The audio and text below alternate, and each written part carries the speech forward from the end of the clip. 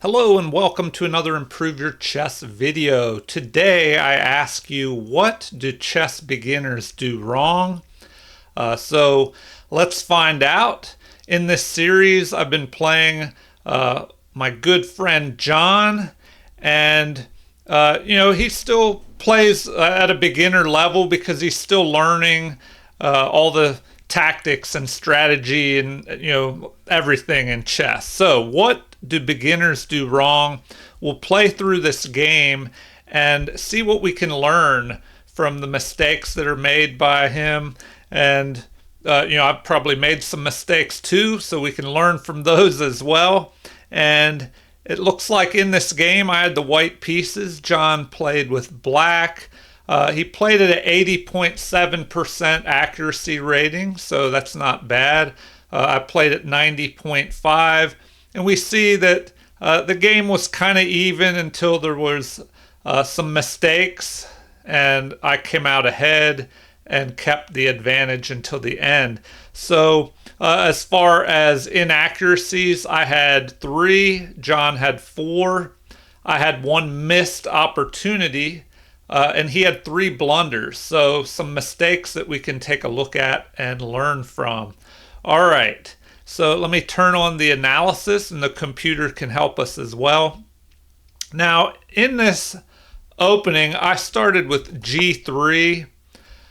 So this could be a mistake that beginners make, is playing opening moves that don't control the center. So that's one thing you should do. Here, I'm kind of controlling the center from the edge by bringing the bishop here where it'll attack the center. So I wouldn't recommend this for beginners. When you're starting out, you want to just push your central pawns and develop all your pieces as fast as you can. But John and I had been playing many games, and I wanted to try some different openings to change it up a little bit. So John does well here. He plays D5, grabbing a share of the center, controlling this E4 square, blocking the path of my bishop once it develops here. And the pawn is protected by the queen. So now he does well. He develops a knight before bishop. So that could be a mistake that beginners, this is something beginners want to do. A mistake that they might make is trying to develop their bishops too early before the knights. The advantage of developing the knights first is that they're slower and they're almost always well placed here on F6 or C6 for black and C3 or F3 for white. The knights are almost always well placed there, and by developing the slower knights first, that gives you time to see where it'll be best to place those bishops as the opening develops. So the game continues with B3, and here the computer says this is an inaccuracy because it's a slow move.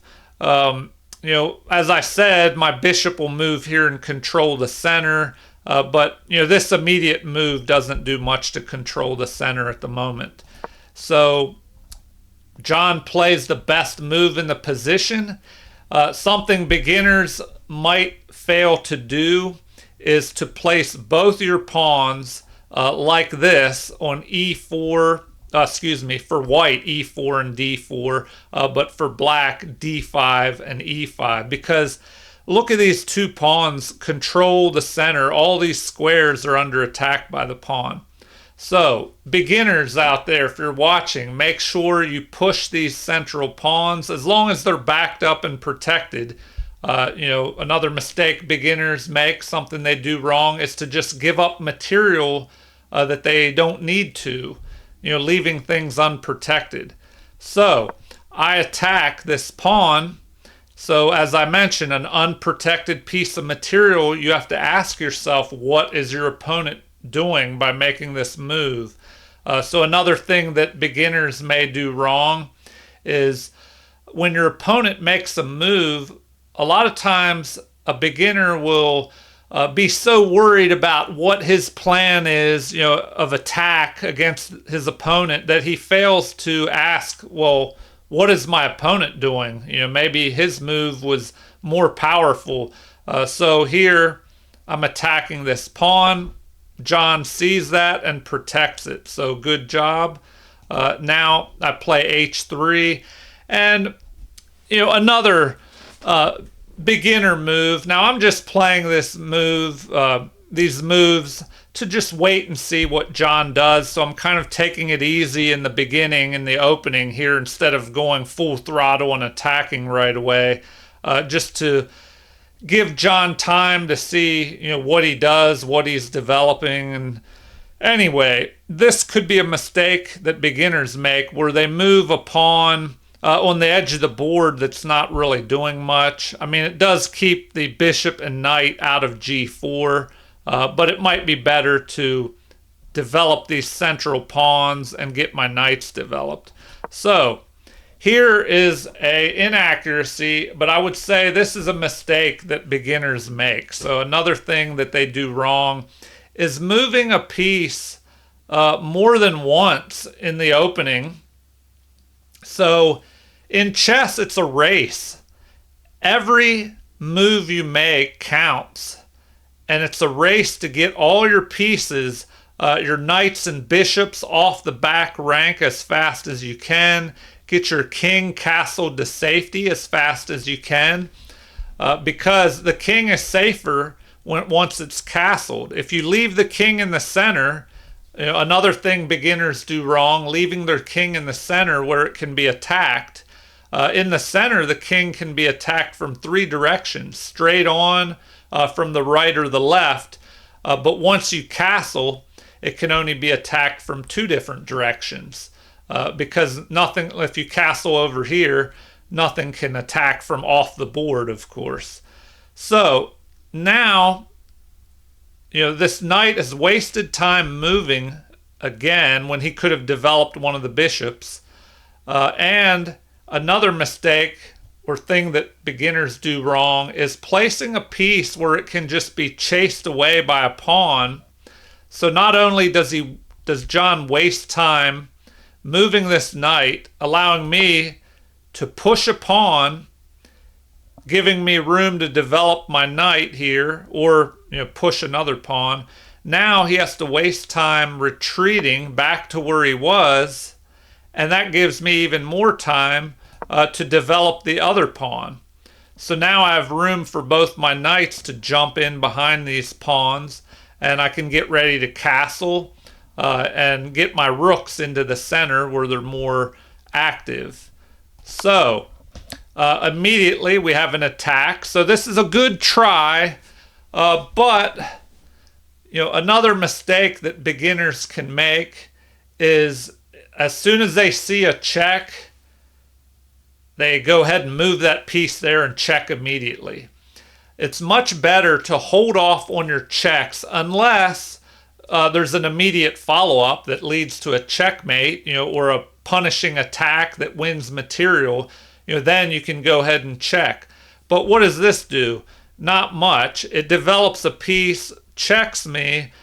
I could either block it with the bishop or the knight, or I block with the pawn. Now it says that's an inaccuracy. It would have been better to develop my knight. But I kind of tried to set up a little bit of a trap here as he retreats. We'll see what happens. But something beginners can do wrong sometimes is move a piece in, trying to check, where a pawn can just chase that piece away. Now, the bishop, what can it do? It has to retreat. Now, it would have been better to retreat back to the center. So another thing that beginners do wrong is placing pieces on the edge of the board, especially knights. You want the knights in the center where they can move to a larger number of squares.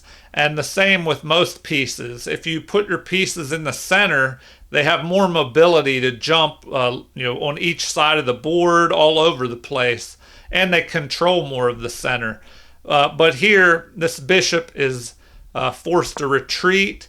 Now, I could have attacked it immediately, but I tried to push this pawn, thinking that maybe I can set up a trap on the bishop, but we'll see what happens. Now, this is a blunder here. So, what should have been played? It looks like d4 would have been a better move because this pawn could be attacked.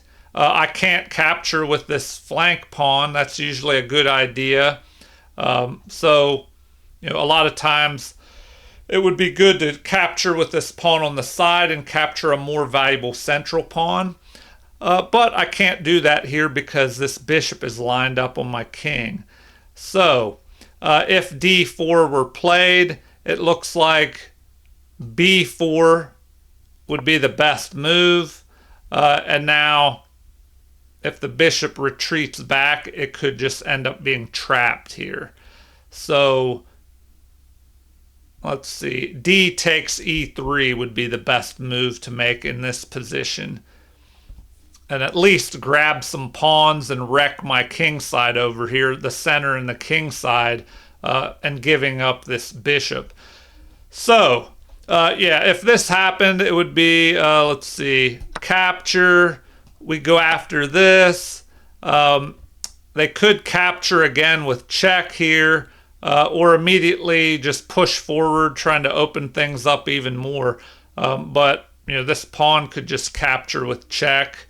And then this pawn could be captured. So at least after losing that bishop, you would grab some material. So another thing that beginners do wrong is failing to get some kind of material. If you're going to lose a piece, you might as well try and get as much material as you can in return. So back to what happened in the game. I played a4. This blunder was played, and it looks like the best move now, I missed out. I played this, but a better move would have been to immediately trap that bishop. So here, I could have played that a little bit better. I missed an opportunity. After d4, the best thing to do is play a6 and give a little escape hatch for that bishop. But, as I mentioned, when somebody makes a move, you have to, ask what they're doing. And this might be hard for a beginner to see, that the possibility of trapping this bishop exists.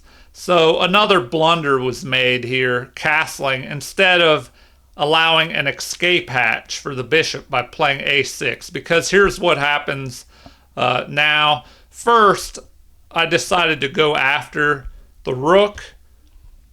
So, the rook could have moved, but instead, maybe John realized that that bishop was about to get trapped, and he decided to give it up for check, or, maybe he didn't realize that the knight was still protecting here. He thought my bishop moved and was not covering this anymore. So, anyway, the bishop was probably going to be trapped, or else the knight would have been sacrificed. Anyway, let's see here. In the game, the bishop is given up. So another thing beginners do wrong is miscalculating. You have to work on calculating, figuring out what the best moves are, and trying to get even exchanges. You don't want to give up too much material. Now, maybe this was just an oversight. He didn't realize the knight could just snatch up the bishop here. I'm not sure why this move was made. But tactics. Something beginners do wrong is not studying enough tactical problems. Do little puzzles, read about tactics, watch videos on tactics, because beginners can improve in the quickest way possible by studying tactics, doing tactics problems, because that's mostly where they're going to miss out, just making tactical oversights like this one. So I just go ahead and capture, and now I'm just ahead material, a bishop for one pawn. So John realizes that that rook was under attack, moves it, so good on him there. He noticed that. And now I continue developing. So if we look at this, I have 1, 2, 3, 4 pieces developed. He has 1, 2, 3 here. So I need to get moving, castle, get my queen off the back rank, get these rooks into the action. Here is another mistake that beginners make. Now it says this is an excellent move because it's starting to push forward and try and attack. But this could be a problem. If you push the pawns in front of your castled king, it creates weaknesses. So you really have to watch out before you do that and make sure that it's not going to cause you a problem later. So always think twice before you just start pushing all your pawns in front of your king, because that can open you up to a attack. All right, so I castle. John continues to throw these pawns forward, so he's trying to get an attack going, but his king could be in trouble out here with less protective pawn cover and holes in his position here. So I just continue developing. This rook was doing nothing, so I move it to the half open file. So another thing beginners do wrong sometimes is neglecting to develop your rooks. They leave those rooks sit in the corner where they don't do much. You need to move your rooks to half open files where your pawn or even your opponent's pawn maybe is gone. If both of the pawns are gone, then it's an open file, and that's also very good to place rooks there because not only can the rook move side to side, but it could have a chance to push forward up into their position. Now, if there aren't any open or half open files like here, you could place your rooks behind pawns that have pushed forward, giving them more space, if they want to move forward, or put them behind pawns that you plan to push forward in the future. Okay, John continues his attack here.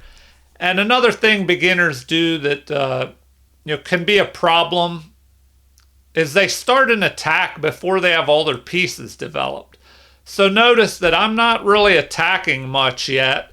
I'm trying to get my rook developed. I need to do something about this rook, get my queen off the back rank. And John has already started attacking with these pawns.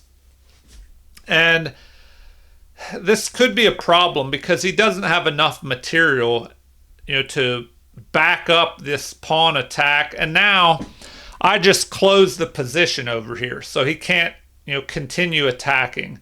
And another thing beginners do wrong is when they're behind in material, a lot of times they'll trade more material. You don't want to do that. Let's say, John is behind a piece here. So I have an extra bishop that he doesn't have. He should avoid trading his pieces and just try and hold on to them, because that gives him more chances to try and turn the game around.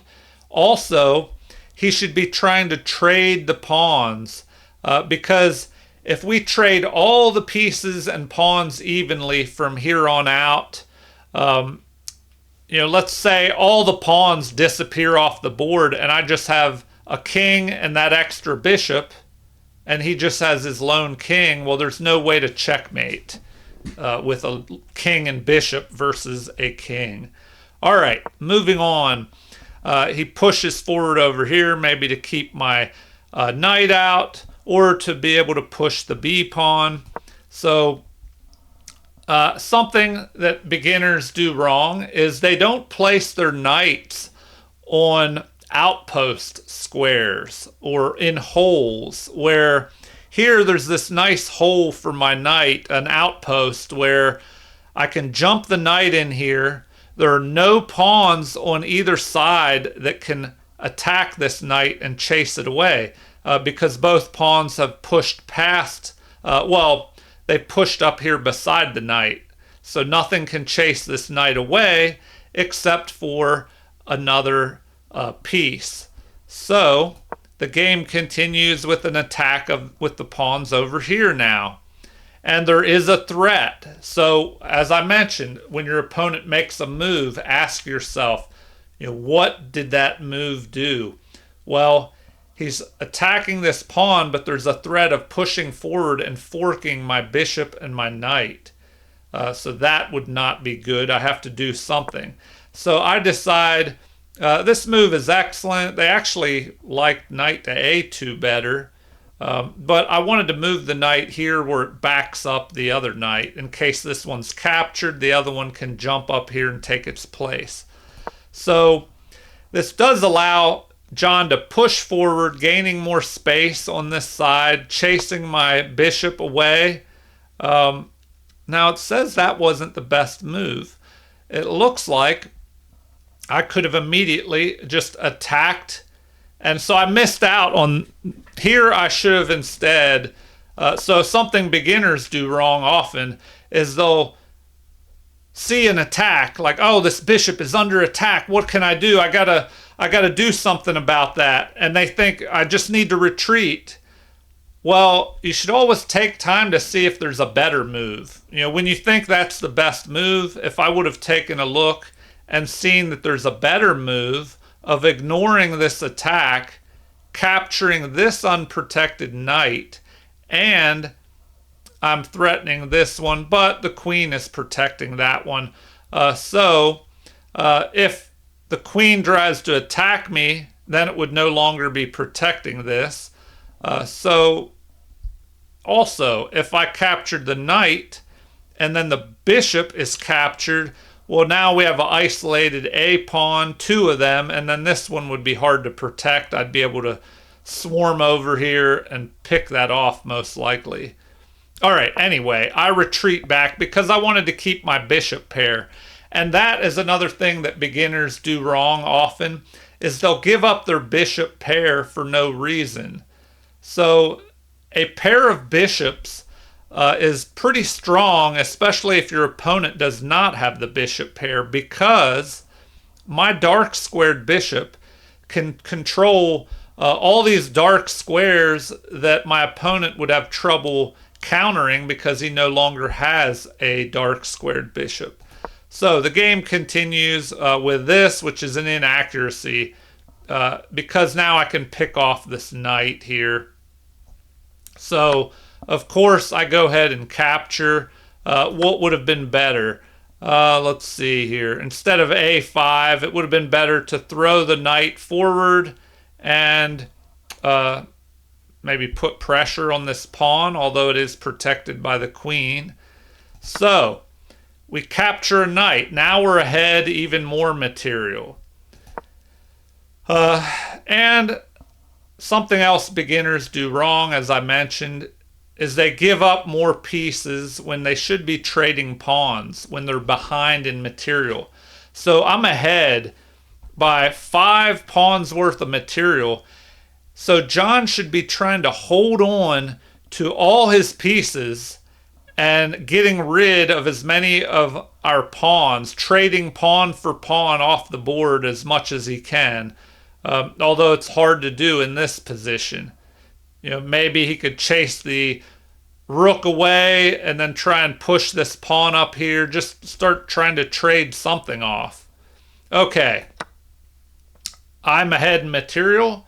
So a good way to win if you can't directly attack your opponent's king and checkmate them is to just go ahead in material, whether it's a piece or a pawn, and then just start trading down evenly. And use your extra material advantage in the end game. So bishop recaptures, and now this knight is pinned to the rook. I don't worry about that. I move my queen up here where it's a little more active.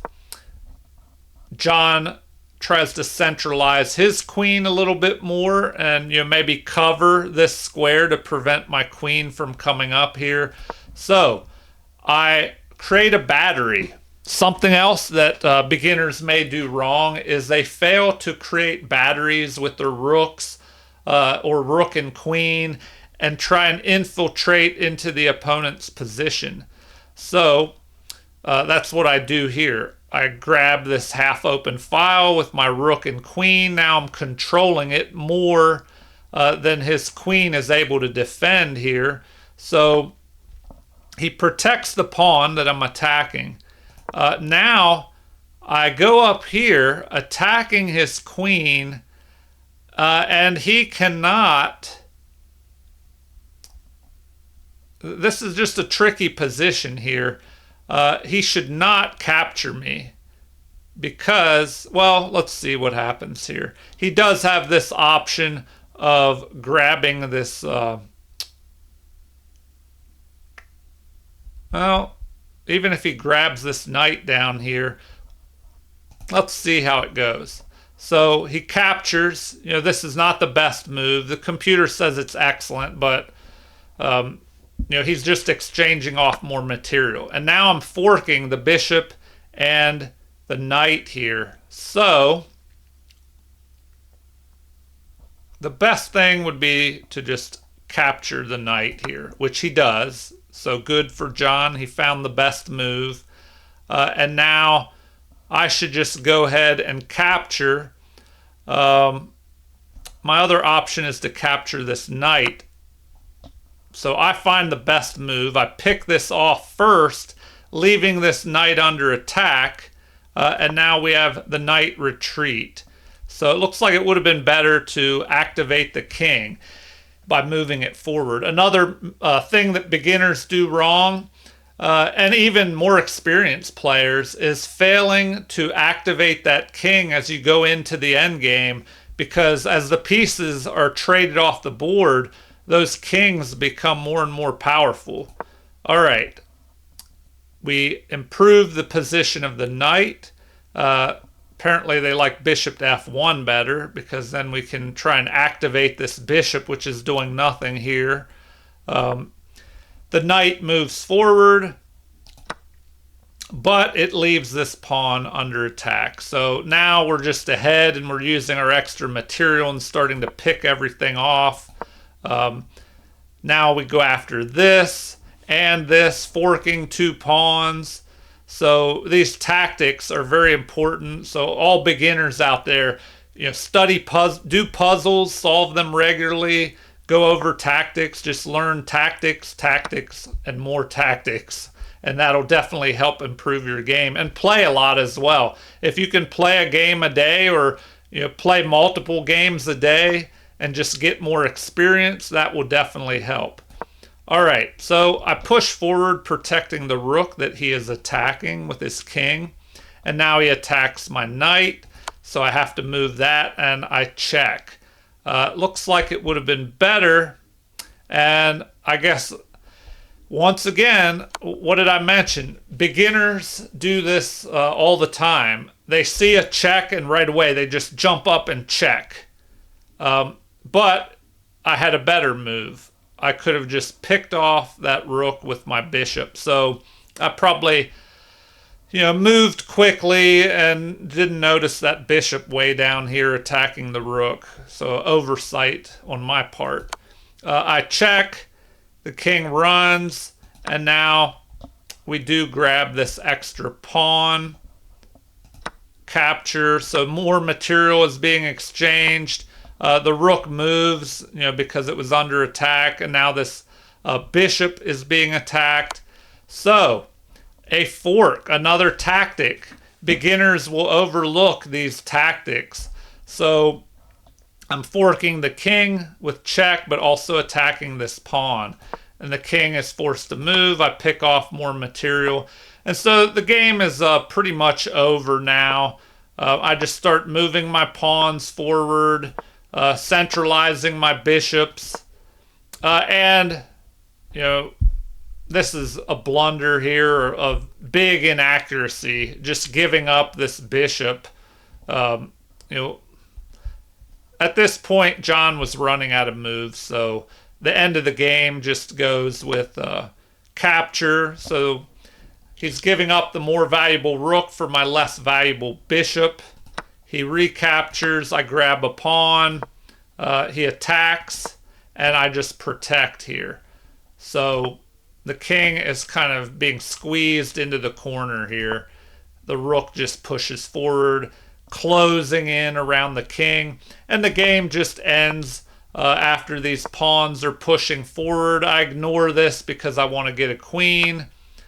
So queen and check and mate.